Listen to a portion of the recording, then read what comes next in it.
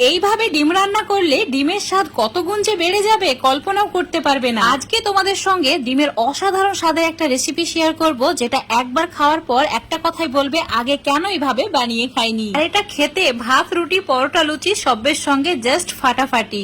আজকের এই রেসিপিটা বানানোর জন্য আমি মাটির হাঁড়ি ইউজ করেছি, তোমরা যে কোনো হাঁড়ি বা কড়াই নিতে পারো। তো হাঁড়ির মধ্যে দিয়ে দিতে হবে জল, তাতে সামান্য পরিমাণে নুন অ্যাড করে ডিমগুলোকেও অ্যাড করে দিতে হবে। এখানে ডিমের পরিমাণটা নিজেদের পছন্দ মতো বাড়িয়ে বা কমিয়ে নিতে পারো।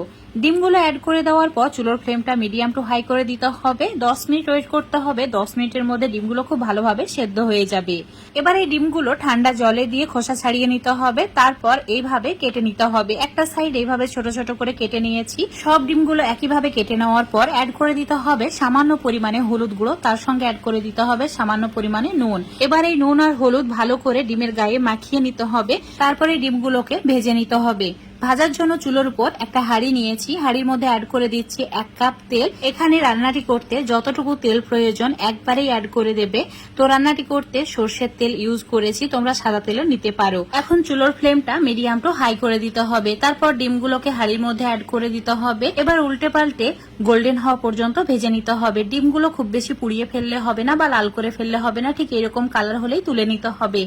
এই তেলের মধ্যে অ্যাড করে দিতে হবে একটি তেজপাতা ছোট ছোট টুকরো করে অ্যাড করেছি, তার সঙ্গে অ্যাড করেছি 4টি এলাচ আর 2 টুকরো দারচিনি, আর দিয়ে দিতে হবে ছোট চামচের 1 চামচ গোটা জিরে। এখন অ্যাড করে দিতে হবে 2টি মিডিয়াম সাইজের পেঁয়াজকে ছোট ছোট টুকরো করে কেটে নিয়ে, আর দিয়ে দিতে হবে 5টি রসুন। তো একদম ছোট সাইজের 5টি রসুন গোটাই অ্যাড করে দেবে। এবার চুলোর ফ্লেম হাই করে দিতে হবে। পেঁয়াজের কালার গোল্ডেন হওয়া পর্যন্ত ভেজে নিতে হবে।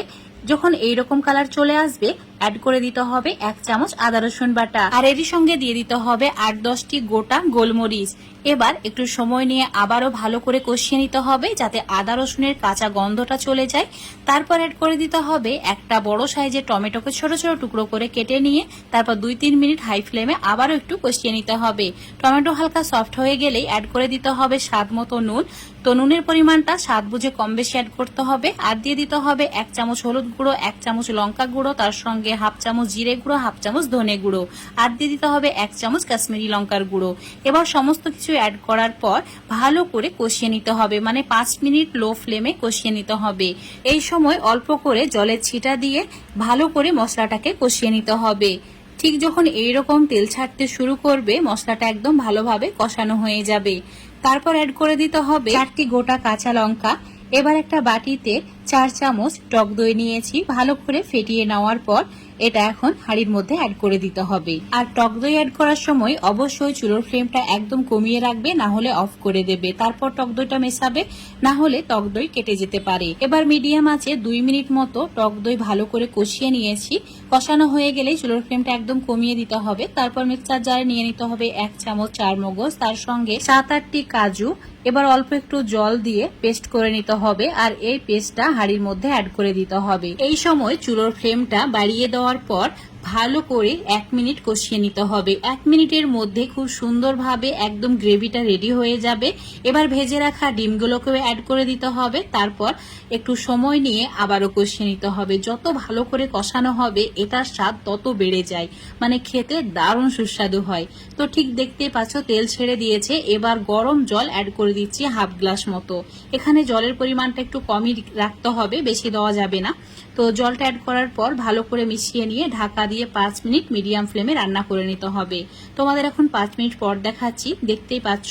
এবার অ্যাড করে দিতে হবে 1/2 চামচ গরম মশলা। গরম মশলা মিশিয়ে নেওয়ার পর চুলার ফ্লেমটা লো করে রেখে 1 মিনিট রান্না করে নিতে হবে।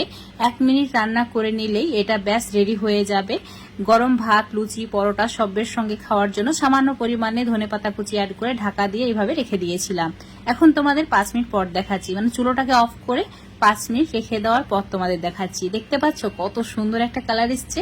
আজকের এই ডিমের রেসিপিটা এতটাই সুস্বাদু হয় যে ভাত, রুটি, পরোটা, লুচি সবের সঙ্গে জাস্ট ফাটাফাটি। তো বন্ধুরা অবশ্যই এভাবে একবার ট্রাই করে দেখবে।